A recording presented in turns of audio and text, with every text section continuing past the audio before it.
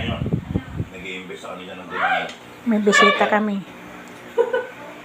Dahil mura nga sa ano. Yung offer ba nila, biro mo sino bang hindi makukuha nila dyan sa marketing nila. 3 taong kang libre sa charging. Para kang 3 taong libre sa gas. Oh? 3 taon. Pag kumuha ka. Libre rin yung ano, yung maintenance Oh? sa battery. Ang mahal ang battery niyan, di ba? Mga e-bike mahal. Pero may ano yan, may warranty lang. Warranty. Ang galing ng marketing nila. Pwede na. Kung libre, ilang taon? 3. 3 taon. Di battery yan? Ay, di kuryente? Yung dala namin, hindi. Yung nasa bahay doon. Ah, Pwede na. Kung dito lang, hindi mo na may babiyahe na malayo. ilang oras ang karga? Sa oras lang, parang cellphone. Tapos ano na, 287 kilometers.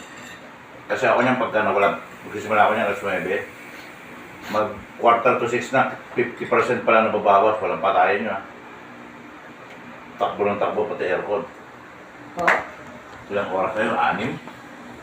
Bumibili na lang. Magpapasolar na sila ng bahay. Wala, mas wala silang bayad doon. Kasi kapag depende sa kilowatt hour ang ipapakabit mo, zero talaga. Wala kang Wala kang babayaran sa babayaran. barko. Tapos, nagpapalit na sila ng kotse.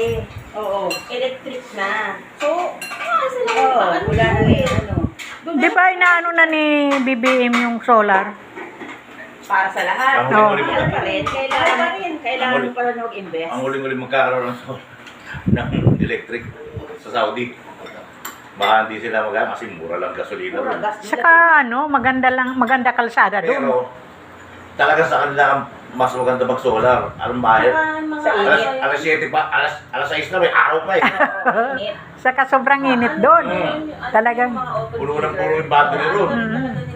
Solar. kahit sa Dubai. Sa Dubai, uso na yung motor. Ganito ang pataas na ng pataas. Yung motor, sa Dubai. May electric na rin. Si Demet, may electric, Maglalabas din sila. Yung mga taxi driver na puti, nakaaway namin yan. Kasi yung boss namin, nilagay kami sa Walter Mall. Walter Mall, no? Sayang nga. May pila ron eh. Kasi pag yung mga galing, yung matatanda,